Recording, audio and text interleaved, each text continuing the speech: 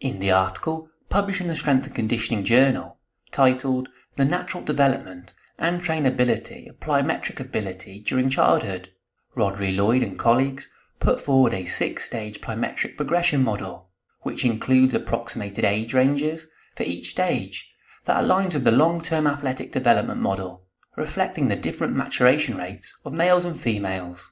However, the focus of the model is on the mechanical efficiency in functional movement skills, rather than strictly adhering to chronological age. Therefore, progressing from one stage to another is only suggested once mastery is consistently displayed at the earlier stage.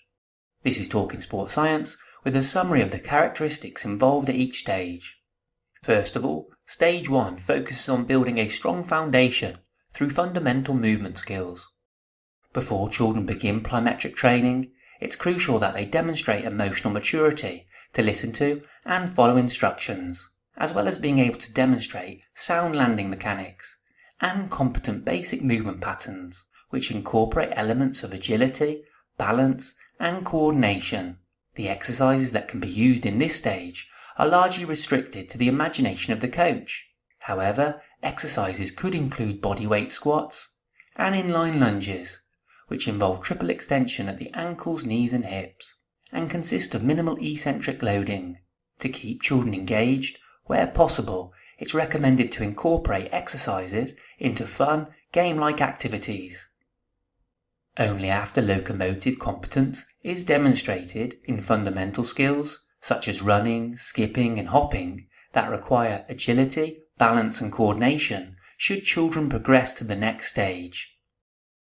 In Stage 2, low-intensity plyometrics is introduced, specifically jumping exercises, such as performing on-the-spot jumps or vertical and horizontal standing jumps, involving both bilateral and unilateral landings, which present low eccentric loading. Proper landing mechanics are key, preventing injuries and optimizing performance.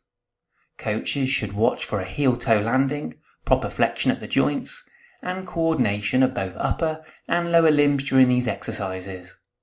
Once young athletes can execute jumping tasks proficiently, they move to Stage 3, which comprises of medium-intensity plyometrics, such as multiple bilateral hopping and jumping, where an element of horizontal distance is introduced to the plyometric task. Children are also introduced to ground contact on the balls of their feet, only using a heel-toe foot strike when stopping. Exercises in this stage that involve moderate eccentric loading might include pogos and multiple counter movement jumps. However, where possible, it's recommended that multi-directional movements are incorporated. This developmental phase should emphasize fast ground contact times and lower limb stiffness, which are key for true stretch shortening cycle behavior. Once competence at stages 1 to 3 is achieved, youth can progress to Stage 4, which involves medium-intensity plyometrics, such as low-intensity box jumps, where children can jump onto and step down from a box, as well as perform obstacle drills like hurdles and multiple jumps. The aim here is to increase eccentric loading while maintaining both the speed of movement learnt in Stage 3 and the technical competence from the fundamental movement skills and the low-intensity plyometric stages. Both Stage 5 and 6 are designed for adolescents approaching young adulthood and involve high-intensity plyometrics. In Stage 5, bounding exercises incorporating multidirectional, bilateral or unilateral alternating foot contacts are suggested, where the aim is to cover maximum distance with minimal ground contact time. For example, single-leg line hopping. This stage begins to place additional eccentric loading on the lower limb structures, while Stage 6 involves drop jumps. Regardless of training experience, it's recommended to start with low-intensity drops from heights of 20 cm or less.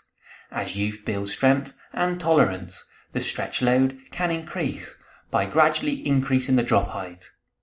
Regular monitoring of performance variables is recommended here to ensure that the plyometric intensity is not too great that a detrimental effect is experienced, which would be reflected in an increase in ground contact time or decreased flight times, and the metric known as the reactive strength index.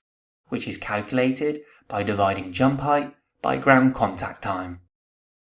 And that concludes the summary of Rhodri and colleagues' 6-stage plyometric progression model. It's important to re-emphasize, despite age ranges being presented in each stage, due to the potential variation in biological development, the progressions shown in the model are not tied to specific chronological age groups. Rather, movement efficiency on a consistent basis is key before progressing to the next stage. As always, I recommend you go and check out the full article. The link is in the description. Thanks for listening, folks. See you next time.